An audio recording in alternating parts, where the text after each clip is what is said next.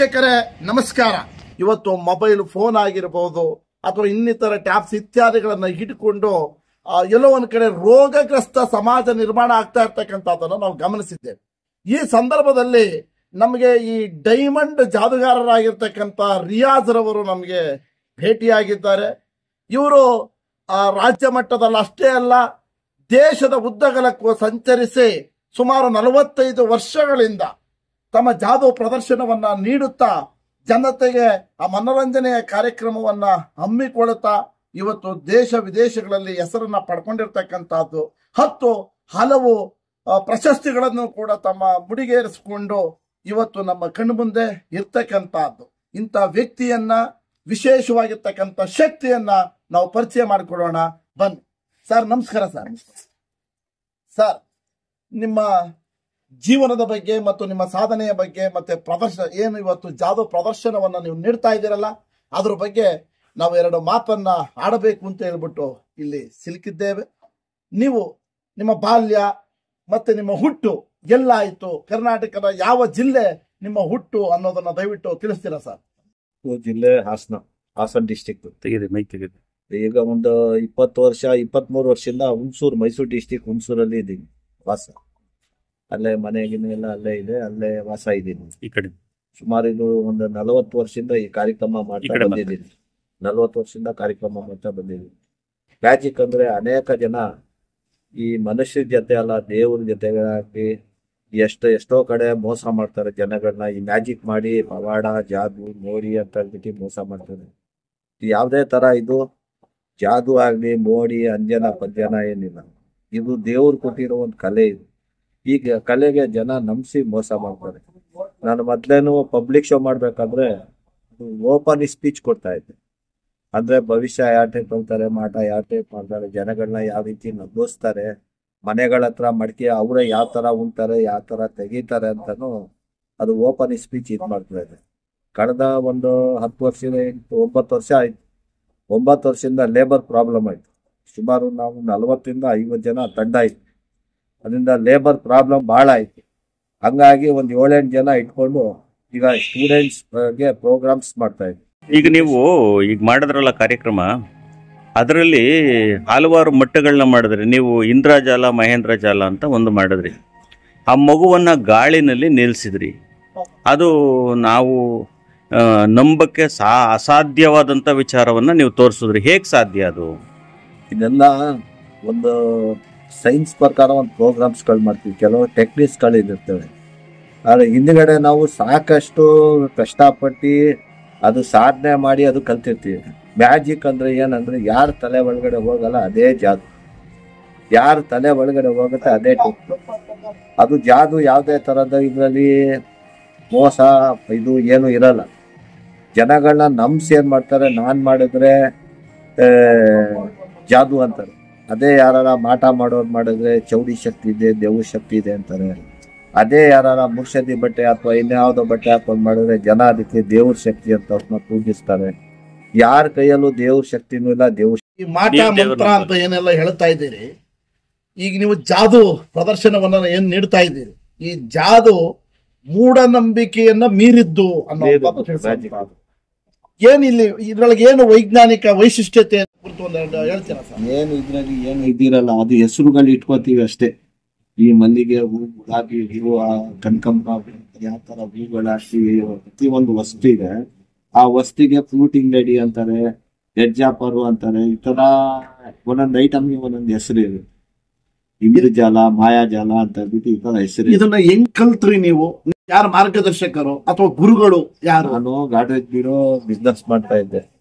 ಆ ಬಿಸ್ನೆಸ್ ಮಾಡ್ಬೇಕಾದ್ರೆ ಏನಾಯ್ತು, ಒಬ್ರು ಆವಾಡ್ದೇವ್ರಿಗೂ ಬರ್ತಾ ಇದ್ರು. ನಾವ್ ಒಂದ್ 8 ಜನ ತಗೊಂಡು ಮಜಾ ತಗೊಳಕೋಸ್ಕರ ಅವ್ರನ್ನ ಮ್ಯಾಜಿಕ್ ಮಾಡಿ ಅಂತ ಒಂದು 500 ರೂಪಾಯಿ ಕೊಡೋದು, ಮ್ಯಾಜಿಕ್ ಮಾಡಿಸೋದು, ಅದು ನೋಡೋದೇ ಒಂಥರ ಖುಷಿ. ಅವರು ಮಾಡಿ ಒಂದ್ ದಿವಸ ಏನ್ ಮಾಡಿದ್ರು, ನೀವೇ ಯಾಕೆ ಸ್ವಲ್ಪ ಕಲ್ತ್ಕೋಬಾರ್ದು, ನಾ ಹೇಳ್ಕೊಟ್ಬಿಡ್ತೀನಿ ಸರ್ ಅಂತ ಒಂದು 5-6 ಹೇಳ್ಕೊಟ್ರು. ಸೊ ಬಿಸ್ನೆಸ್ ಅಲ್ಲಿ ಲಾಸ್ ಆಗ್ಬಿಡ್ತು. ಹಂಗಾಗಿ ಊರ್ ಬಿಟ್ಟು ಹೋದೆ, ಫಾರಿನ್ ಹೋಗೋಣ ಅಂತ. ಅಲ್ಲೂ ಮೋಸ ಆಯ್ತು. ಅಲ್ಲಿಂದ ಬಂದು ಮತ್ತೆ ಬೇರೆ ದಾರಿ ಇರ್ಲಿಲ್ಲ, ಕೆಲಸ ಮಾಡೋಣ ಅಂತ ಹೋದೆ, ಕೆಲಸ ಸಿಕ್ಕಿಲ್ಲ. ಆವಾಗ ನಮ್ಮ ಫ್ರೆಂಡ್ ಇದ್ರು, ಅವ್ರಿಗೆ 4-5 ಮ್ಯಾಜಿಕ್ ತೋರಿಸ್ದೆ. ಆ ಮ್ಯಾಜಿಕ್ ತೋರಿಸಿದಾಗ ಏನಾಯ್ತು, ನಮ್ ಸ್ಕೂಲ್ ಇದೆ ಮ್ಯಾಜಿಕ್ ಮಾಡಿ ಅಂತ ಹೇಳಿದ್ರು. ನಾನು ಒಪ್ಕೊಂಡೆ ಅದು ಫಸ್ಟ್ ಪ್ರೋಗ್ರಾಮ್ ಮಾಡಿದೆ, ಎಲ್ಲ ಖುಷಿ ಪಟ್ರು. ಆಮೇಲೆ ಒಂದ್ ತಿಂಗಳು ಹೊರಗಡೆ ಇದ್ದು ಪ್ರೋಗ್ರಾಮ್ ಮಾಡಿದೆ, ಎಲ್ಲಾರು ಹಾವಾಡ್ದೆ ಈಗ ಹಂಗೆ ಹಿಂಗೆ ಅಂತ ಸುಮಾರು ಜನ ಆಡ್ಕೊಂಡ್ರು. ಆ ಕಲೆ ಎಲ್ಲಿ ಮಟ್ಟಕ್ಕೆ ಹೋಯ್ತು ಅಂತ ಹೇಳಿದ್ರೆ ಪರಿಚಯ ಇದ್ದವರು ನಮ್ ರಿಲೇಷನ್ ಅನ್ನೋ ಮಟ್ಟಕ್ಕೆ ಬರ್ತೀವಿ. ನಿಮ್ಮ ಹತ್ರ ವಿದ್ಯೆಯನ್ನ ಕಲಿತು ಅವರು ಪ್ರತ್ಯೇಕವಾಗಿ ಏನಾದ್ರೂ ಇಂಥ ಪ್ರದರ್ಶನವನ್ನ ನೀಡುತ್ತಾ ಬೆಳ್ಕೊಂಡಿರ್ತಕ್ಕಂಥ ಶಿಷ್ಯಂದಿರು ಇದಾರ, ಅಂತ ಶಿಷ್ಯಂದಿರನ್ನ ನೀವು ಸೃಷ್ಟಿ ಮಾಡಿದ್ದೀರಾ ಅಂತ ಮಾಡಿದ್ದೀನಿ. ಸುಮಾರು ಜನಕ್ಕೆ ಇದ್ ಮಾಡಿದ್ದೀನಿ. ಆಮೇಲೆ ಕೆಲವರು ಅದು ಕಂಟ್ರೋಲ್ ಮಾಡ್ಕೊಳ್ಳೋ ಇದ್ದಿರಲ್ಲ, ಕೈನಲ್ಲಿ ವಿದ್ಯಾ ಬರ್ತಿದಂಗೆ ಅವ್ರ ಚಟಗಳು ಬೇರೆ ಬೇರೆ ಇರುತ್ತೆ. ಇದ್ರಲ್ಲಿ ಎಲ್ಲಾನು ಬಂದೋಬಸ್ತ್ ಆಗಿದ್ರೆ ಆ ಕಲೆ ಸಕ್ಸಸ್ ಆಗಿ, ಯಾವ ಕಲೆ ಆದ್ರೂ ಸಕ್ಸಸ್. ಘಟನೆ ಈಗ ಕೆಲವ್ರು ಏನ್ ಮಾಡ್ತಾರೆ, 4 ಕಾಸು ಬರ್ತಿದಂಗೆ ಅದು ಕುತ್ಕೊಳ್ಳೋದು ಅದು ಏನೋ ಅವ್ರವ್ರು ಹ್ಯಾಬಿಟ್ಸ್ ಮುಖಾಂತರ ಇದ್ಬಿಡ್ತಾರೆ. ಹಂಗೆ ಅವರು ಮಾಡ್ತಾ ಇದ್ದಾರೆ, ಕೆಲವ್ರು ಮಾಡ್ತಾ ಇದ್ದಾರೆ. ಏನು ಈ ನಿಮ್ಮ ಪ್ರವೃತ್ತಿಯ ಜೀವನದಲ್ಲಿ ತುಂಬಾ ನೋವಾಗಿದ್ದು ಕಷ್ಟಕ್ಕೊಳಗಾಗಿದ್ದಂತ ದಿನಗಳೇನಾದ್ರು ಇದ್ರೆ ಅಥವಾ ಘಟನೆಗಳನ್ನ ಮುಂದೆ ಹೇಳ್ಕೋಬಹುದು? ಹೇಳ್ಬೇಕು ಅಂದ್ರೆ ಮ್ಯಾಜಿಕ್ ಇಂದ ಜನಗಳ ವಿಶ್ವಾಸ ಬೆಳೆಸಿದ್ದೀನಿ ವಿನ, ಅವರು ಆಶೀರ್ವಾದ ತಗೊಂಡಿದ್ದೀನಿ ವಿನ, ಇನ್ ಮ್ಯಾಜಿಕ್ ಅಲ್ಲಿ ನಾನು ಎಲ್ಲ ಕಳ್ಕೊಂಡಿರೋದೆ. ಯಾಕಂದ್ರೆ ಜೀವನ ಎಲ್ಲ ತಿರ್ಗದೆ ಆಯ್ತು. ನ್ಯಾಯವಾಗಿ ಒಂದು ಮಕ್ಳ ಜೊತೆ ಇಲ್ಲ, ಒಂದು ಮನೆಯಲ್ಲಿ ಇಲ್ಲ, ಹೋಟೆಲ್ ಊಟ ಎಲ್ಲೋ ತಿನ್ನೋದು, ಎಲ್ಲೋ ಬಿಟ್ಕೊಳ್ಳೋದು. ಕಲಾವಿದರ ಜೀವನ ಒಂಥರ ಸುತ್ತಾಡಂಗೆ, ಗೂಳಿ ಸುತ್ತಾಡಂಗೆ ಸುತ್ತಾಡ್ತಾರೆ. ಕಷ್ಟ ಆಗಿದೆ ಪಾಪ, ನೀವು ಎಷ್ಟು ನೊಂದಿದ್ದೀರಾ ಅನ್ನುವಂಥ ವಿಚಾರನು ಕೂಡ ನಿಮ್ಮ ಕಣ್ಣಂಚಲ್ಲಿ ನೀರು ಬಂದದನ್ನ ಗಮನಿಸಿದ್ರೆ ಗೊತ್ತಾಗ್ಬಿಡುತ್ತೆ. ಯಾಕೆಂದ್ರೆ ಇವತ್ತು ಏನು ಈ ಈ ಅಬ್ಬರಗಳಿದಾವಲ್ಲ, ಸೋಷಿಯಲ್ ಮೀಡಿಯಾ ಇತ್ಯಾದಿಗಳು ಎಲ್ಲ ಒಂದ್ ಕಡೆ ನಮ್ಮ ಈ ಒಂದು ಪ್ರದರ್ಶನಗಳು ಅಥವಾ ಈ ಒಂದು ಕಲೆ ಎಲ್ಲ ಒಂದ್ ಕಡೆ ನಶಿಸಿ ಹೋಗ್ತಾ ಇರ್ತಕ್ಕಂಥ ಗೊತ್ತಿರ್ತಕ್ಕಂಥ ವಿಚಾರ. ಆದ್ರೆ ನಿಮ್ಗೆ ತುಂಬಾ ತೃಪ್ತಿ ನೀಡಿದ್ಯಾ ಅಥವಾ ಯಾವತ್ತಾನ ಒಂದು ಘಟನೆ ತುಂಬಾ ಖುಷಿ ಆಗಿರ್ತಕ್ಕಂಥ ಈ ವಿಚಾರ? ಪ್ರೋಗ್ರಾಮ್ ಮಾಡಿದಾಗ ಬಹಳ ಖುಷಿ ಆಗುತ್ತೆ. ಯಾವ ತರ ಖುಷಿ ಆಗುತ್ತೆ ಅಂದ್ರೆ ಏನೋ ಒಂಥರ ಲ್ಯಾಟ್ರಿ ಹೊಡೆದಂಗ ಆಗುತ್ತೆ. ಆ ಪ್ರೋಗ್ರಾಮ್ ಮಾಡಿದಾಗ ಜನಗಳ ವಿಶ್ವಾಸ ಬೆಳೆಸಿದಾಗ, ಮತ್ತೆ ಇಲ್ಲಿಂದ ಬೇರೆ ಊರಿಗೆ ಹೋದ್ರೆ ಒಬ್ರು ವಿಶ್ವಾಸ ಬೆಳೆಸ್ಕೊಂಡು ಹೋಗ್ಬೇಕಾದ್ರೆ ನಮ್ಮ ಅಣ್ತಮ್ಮದಿರು ಬಿಟ್ಟು ಹೋದಂಗ ಆಗುತ್ತೆ, ನೋವಾಗುತ್ತೆ. ಈ ತರ ಎಲ್ಲಾ ಕಡೆ ತಿರುಗ್ತಾ ಇರ್ತೀವಿ. ಸೊ ಒಂದು ಯಾರ ಸತ್ರೆ ಆ ಟೈಮಲ್ಲಿ ನಾನು ಹೋಗಕ್ಕಾಗಲ್ಲ, ಯಾರ ಹುಷಾರಿಲ್ಲ ಅಂದ್ರೆ ಹೋಗಕ್ಕಾಗಲ್ಲ. ಯಾಕಂದ್ರೆ ಪ್ರೋಗ್ರಾಮ್ಸ್ಗಳಿರ್ತವೆ, ಒಪ್ಕೊಂಡಿರ್ತೀವಿ, ನಮ್ಮ ಮನೆಯವ್ರ ಕೈ ಮುಗ್ದೋಗುತ್ತೆ. ಆ ಟೈಮಲ್ಲಿ ನಾನು ಮನೆಗೆ ಹೋಗಕ್ಕಾಗಿಲ್ಲ. ನೀವು ಈ ಸಮಾಜದ ಜನತೆಗೆ ಏನ್ ಹೇಳಕ್ ಇಷ್ಟಪಡ್ತೀರಿ? ಯಾವ ತರ ಇದಾಗಿತ್ತು ಅಂತ ಹೇಳಿದ್ರೆ, ಕೆಲವರು ಮುಸ್ಲಿಮ್ಸೇ ಆಗ್ಲಿ ಫಿಲಮ್ಗಳು ಹೋಗಂಗಿಲ್ಲ ಇದಿಲ್ಲ ಅಂತ ಕೇಳಿದ್ರು.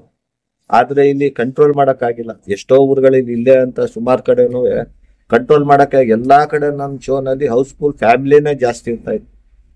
ಲೇಡೀಸು ಮಕ್ಕಳು ಬಹಳ ಇರೋ ಶೋನಲ್ಲಿ ಎಲ್ಲಾ ಕಡೆನೂ ಕಾರ್ಯಕ್ರಮ ಚೆನ್ನಾಗಿ ಎಲ್ಲ ಯಶಸ್ವಿ ಮಾಡ್ಕೊಂಡು ಬಂದ್ರಿ ಸರ್. ನನ್ನ ಮ್ಯಾಜಿಕ್ ಅಲ್ಲಿ ಏನು ಇದ್ದಿಲ್ಲ. ನಿಮ್ ಇಸ್ಲಾಂ ಧರ್ಮ ಈ ಪ್ರದರ್ಶನ ನೀಡಕ್ಕೆ ಎಲ್ಲೂ ನಿಮ್ಗೆ ಅಡ್ಡ ಬರ್ಲಿಲ್ವಾ ಅಂತ? ಬಹಳ ಕಡೆ ಬಂದಿದೆ ಸರ್. ಕುಂದಲಲ್ಲಿ ಬಂದಿದೆ, ರಾಮನಗರ ಬಂದಿದೆ, ನಾಗಮಂಗಲ ಬಂದಿದೆ. ಆದ್ರೆ ಯಾವ ತರ ಅಡ್ಡ ಬಂತು, ಯಾಕೆ ಬಂತು ಅಂದ್ರೆ ಹೊರಗಡೆ ಶೋಗೆ ಹೋಗಂಗಿಲ್ಲ, ನೋಡಂಗಿಲ್ಲ ಅಂತ ಈ ತರ ಫಿಲಮ್. ನೀವು ಈ ತರ ಶೋ ಕೊಡ ಆಗಿಲ್ಲ ಅಂತ ನಿಮ್ಮ ಧರ್ಮದಲ್ಲಿ ಮಾಡ್ತಾ ಇದ್ನಲ್ಲ, ಪಬ್ಲಿಕ್ ಶೋ ಮಾಡ್ತಾ ಇರ್ಬೇಕಾದ್ರೆ ಆ ತರ ಇದ್ ಮಾಡಿದ್ರು ಕೆಲವು ಕಡೆ. ಆದ್ರೆ ಅದು ಕಂಟ್ರೋಲ್ ಮಾಡಕ್ ಆಗಿಲ್ಲ. ಅವರು ಎಲ್ಲ ಇದ್ ಮಾಡಿದ್ರು, ಎಲ್ಲ ಹೌಸ್. ಅಲ್ಲ, ನಾನು ಹೇಳ್ತಾ ಇರ್ತಕ್ಕಂಥದ್ದು ಈ ಜಾದೂ ಪ್ರದರ್ಶನವನ್ನ ನೀವು ಸಾರ್ವಜನಿಕವಾಗಿ ಕೊಡಬಾರ್ದು ಅಂತ ಏನಾದ್ರೂ ನಿಮ್ಮ ಧರ್ಮ ಗ್ರಂಥದಲ್ಲಿ ಉಲ್ಲೇಖ ಇದೆಯಾ? ಆ ತರ ಇಲ್ಲ. ಮತ್ತೆ ಯಾಕೆ ನಿಮ್ಗೆ ಅಡೆತಡೆಗಳನ್ನ ಜನತೆ ಬಂದಾಗ ಈ ಕೆಲವರು ಚುಡಾಸೋದು, ಆಮೇಲೆ ಏನೋ ಒಂದು ಗಲಾಟೆಗಳಾಗೋದು, ಅದರಿಂದ ಒಬ್ಬರಿಂದ ಎಲ್ಲರಿಗೂ ತೊಂದರೆ ಆಗೋದು ಬೇಡ ಅಂತ ಹೇಳ್ಬಿಟ್ಟು ಆ ತರ ಇದ್ ಮಾಡಿ.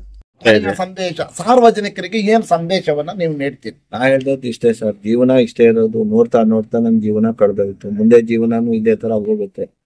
ಅಂದ್ರೆ ಈ ಕಷ್ಟ ಬರ್ಲಿ ಸುಖ ಬರ್ಲಿ, ದೇವ್ರು ಅವ್ರ ಧರ್ಮಗಳು ಏನಿರ್ತವೆ ಆ ಧರ್ಮದ ಪ್ರಕಾರ ಅವ್ರು ಇದ್ ಮಾಡ್ಕೊಂಡ್ರೆ ಯಾವ್ದೇ ತರ ಇದ್ದಿರೋ. ಈ ಜಾದು ಮೋಡಿ ಮಂತ್ರ ಅಂತ ನಂಬಿ ಇವತ್ ಮಗು ಕಾಯಿಲೆ ಬಿದ್ರೆ ಹಾಸ್ಪಿಟ್ಲ್ ಕರ್ಕೊಂಡು ಹೋಗೋದಕ್ಕೆ ತಾಯಿ ತಪ್ಪಾಯ್ತಾ ಕಳ್ಸಕ್ ಹೋಗ್ತಾರೆ. ಆ 50 ರೂಪಾಯಿ 100 ರೂಪಾಯಿನಲ್ಲಿ ಒಂದು ಮೀಸನಲ್ಲಿ ಕಾಯಿಲೆ ವಾಸಿ ಆಗುವಂತ ಕಾಯಿಲೆ ಸಾವಿರಾರು ರೂಪಾಯಿ ತಗೊಂಡೋಗಿ ಖರ್ಚು ಮಾಡ್ತಾರೆ. ಇನ್ನೂ ಜಾಸ್ತಿ ಆದಾಗ ಆಸ್ಪತ್ರೆಗೆ ಲಾಸ್ಟಿಗೆ ತಗೊಂಡೋಗಿ ಹೆಣ ತಗೊಂಡ್ ಬರ್ತಾ ಇದ್ದಾರೆ. ಇದು ಸಾಕಷ್ಟಿದೆ, ನಾನು ನೋಡ್ತಾ ಇದ್ದೀನಿ. ಕೆಲವರು ಹೆಂಗೆ ಮೋಸ ಮಾಡ್ತಾರೆ ಅಂತ ಅದು ನೋಡ್ತಾ ಇದ್ದೀನಿ. ಅದ್ರ ಬಗ್ಗೆ ನಾನು ಹೇಳೋದು ಇಷ್ಟೇ, ಅವ್ರ ಧರ್ಮ ಏನಿರುತ್ತೆ ನೋಡಿ. ಯಾರ ಕೈಯಲ್ಲೂ ಜಾದು ಇಲ್ಲ, ಮೋಡಿ ಇಲ್ಲ. ಆ ತರ ಜಾದು ಇದ್ದಿದ್ರೆ ನಾವಿಲ್ಲ ಯಾಕೆ ಇಷ್ಟು ಕಷ್ಟ ಪಡ್ಬೇಕಾಯ್ತು, ಯಾಕಿಷ್ಟು ನಾವು ಇದ್ ಮಾಡ್ಬೇಕಾಯ್ತು, ಊರ್ ತಿರುಗ್ಬೇಕಾಯ್ತು. ನಾವೇ ಬೇಕಾದಂಗೆ ಮಾಡ್ಕೋಬೋದಾಯ್ತು. ಹಿಂಗೆ ಭವಿಷ್ಯ ಹೇಳ್ಕೊಂಡು ಅವ್ರ ಹತ್ರ ಇಷ್ಟು ದುಡ್ಡು ಕೊಡಿ ಅಷ್ಟು ದುಡ್ಡು ಕೊಡಿ ಅಂತ ತಗೊಂಡು ಅವ್ರ ಹಣೆ ಬರ ಅವರೇ ಒಳ್ಳೇದ್ ಮಾಡ್ಕೊಳಕ್ಕಾಗಲ್ಲ. ಬೇರೆ ಹಣೆ ಬರ ಏನ್ ನೆಟ್ಟಿಗೆ ಮಾಡ್ತಾರೆ. ಈಗ ಯಾರೋ ಕೈಯಿಂದ ಈ ಬುತ್ತಿ ಕೊಟ್ಟು ಬಾಳೆಹಣ್ಣಲ್ಲಿ ದೇವ್ರ ವಿಗ್ರಹ ಬರ್ಸೋದು, ಈ ತರ ಐಟಮ್ಸ್ಗಳು ಬಹಳ ಇದಾವೆ. ಅದು ಹೇಳ್ತಾ ಇದ್ರೆ ಬಹಳ ಇರುತ್ತೆ. ಈ ಚೈನ್ ಕೊಡೋದು, ಚಿನ್ನದ ಚೈನ್ ಕೊಡೋದು. ಒಂದ್ ಯಾರ್ದಾರು ರಾಜಕೀಯ ದೊಡ್ಡ ವ್ಯಕ್ತಿ ಬಂದ್ರೆ ಅವರಿಂದ ನನ್ಗೆ ಏನಾರು ಉಪಯೋಗ ಆದ್ರೆ ನಾನು ಚೈನು ಕೊಡ್ತೀನಿ, ಗೋಲ್ಡ್ ಕೊಡ್ತೀನಿ, ಡೈಮಂಡ್ ಕೊಡ್ತೀನಿ. ಎಲ್ಲಾರ್ಗೆ ಕೊಡಕ್ಕಾಗಿದ್ರೆ ಚಿನ್ನದ ಬೆಲೆ ಇಷ್ಟೇ ಹಾಕಿರ್ಬೇಕಾಯ್ತು. ಎಲ್ಲ ಟೆಕ್ನಿಕ್ಸ್ ಅದೆಲ್ಲ ಯಾರ ಕೈಲಿ ಇದ್ದೀನಿ. ಸರ್ ನಮಸ್ಕಾರ. ಇಷ್ಟೊತ್ತು ನೀವು ನಮ್ಮ ಜೊತೆ ನಿಮ್ಮ ಎಲ್ಲ ವಿಚಾರಗಳನ್ನ ವಿನಿಮಯ ಮಾಡಿಕೊಂಡು ಅದರ ಜೊತೆಗೆ ನಮ್ಮ ಕುಣಿಗಲ್ ಬಾಂಧವ್ಯವನ್ನು ನೆನಪು ಮಾಡಿಕೊಂಡು ಸಾರ್ವಜನಿಕವಾಗಿಯೂ ಕೂಡ ಒಂದು ಉತ್ತಮವಾಗಿರ್ತಕ್ಕಂಥ ಸಂದೇಶವನ್ನ ನೀಡಿದ್ದೀರಿ. ಮುಂದೆ ನಿಮ್ಮ ಭವಿಷ್ಯ ಚೆನ್ನಾಗಿರ್ಲಿ. ಸಾರ್ವಜನಿಕವಾಗಿ ಇನ್ನಷ್ಟು ನೀವು ಪ್ರದರ್ಶನಗಳನ್ನ ನೀಡ್ತಾ ಒಳ್ಳೆಯ ಹೆಸರನ್ನ ಮಾಡ್ತಾ ಜನರನ್ನ ಒತ್ತಡ ಮುಕ್ತಗೊಳಿಸುವಂತ ನಿಟ್ಟಿನಲ್ಲಿ ಕೆಲಸ ಮಾಡುವಂತ ಶಕ್ತಿಯನ್ನ ಆ ಭಗವಂತ ನಿಮಗೆ ಕೊಡ್ಲಿ ಅಂತ ಹೇಳ್ತಾ ನಿಮ್ಗೆ ಒಳ್ಳೆಯದನ್ನ ನಮ್ಮ ವಸಂತ ವಾಣಿ ಏನು ಯೂಟ್ಯೂಬ್ ಚಾನಲ್ಲು ಬಯಸುತ್ತೆ. ಸೊ ನೋಡಿದ್ರಲ್ಲ ಸ್ನೇಹಿತರೆ, ಏನು ರಿಯಾಜರವರು ಇವತ್ತು ನಾಡು ಕಂಡಂತಹ ಒಬ್ಬ ಅಪ್ರತಿಮ ಜಾದೂಗಾರ. ಇಂಥ ಒಬ್ಬ ವ್ಯಕ್ತಿ ತನ್ನ ಜೀವನದುದ್ದಕ್ಕೂ ಕೂಡ ಎಷ್ಟು ನೋವು ನಲಿವುಗಳನ್ನ ಕಂಡಿದ್ದಾರೆ ಅನ್ನೋದನ್ನ ನಾವು ಅವರ ಬಾಯಿಂದಲೇ ಕೇಳಿರ್ತಕ್ಕಂಥದ್ದು. ಇವತ್ತು ಈ ಬಹುದೊಡ್ಡ ಸಾಧಕನೂ ಕೂಡ ಸಮಾಜದಲ್ಲಿ ಅನೇಕ ಕಡೆ ಅನೇಕ ಜಾಗದಲ್ಲಿ ಕೂಡ ಅಪಮಾನಕ್ಕೆ ಒಳಗಾಗಬೇಕಾಗುತ್ತೆ ವಿವೇಕತನದಿಂದ ಅನ್ನುವಂಥದ್ದನ್ನು ಅವರು ಹೇಳ್ಕೊಂಡಿದ್ದಾರೆ. ಆ ಧರ್ಮ ಕೂಡ ಅವರನ್ನ ಎಲ್ಲೋ ಒಂದು ಕಡೆ ಅಡ್ಡಿಪಡಿಸಿದೆ ಅವರ ಸಾಧನೆಗೆ ಅನ್ನುವಂಥದ್ದು ಎಲ್ಲೋ ಒಂದು ಕಡೆ ನೋವು ತರುವಂತ ವಿಚಾರ. ಸ್ನೇಹಿತರೆ, ಇವತ್ತು ನಾವೆಲ್ಲ ಒತ್ತಡದಿಂದ ಮುಕ್ತಿಗೊಳ್ಳಬೇಕು ಅನ್ನೋದಾದ್ರೆ ಇಂಥ ಒಂದು ಜಾನಪದ ಕಲೆಗಳಲ್ಲಿ ಭಾಗವಹಿಸೋಣ ಅಂತ ಹೇಳ್ತಾ ದಯವಿಟ್ಟು ಏನು ಈ ವಸಂತವಾಣಿ ಯೂಟ್ಯೂಬ್ ಚಾನೆಲ್ ಇದೆ, ಇವತ್ತು ಏನು ನಿಮ್ಗೆ ಒಳ್ಳೊಳ್ಳೆ ಸುದ್ದಿಗಳನ್ನ ನೀಡ್ತಾ ಇರ್ತಕ್ಕಂಥದ್ದು, ಲೈಕ್ ಮಾಡಿ, ಶೇರ್ ಮಾಡಿ, ಕಾಮೆಂಟ್ ಮಾಡಿ. ಧನ್ಯವಾದಗಳು.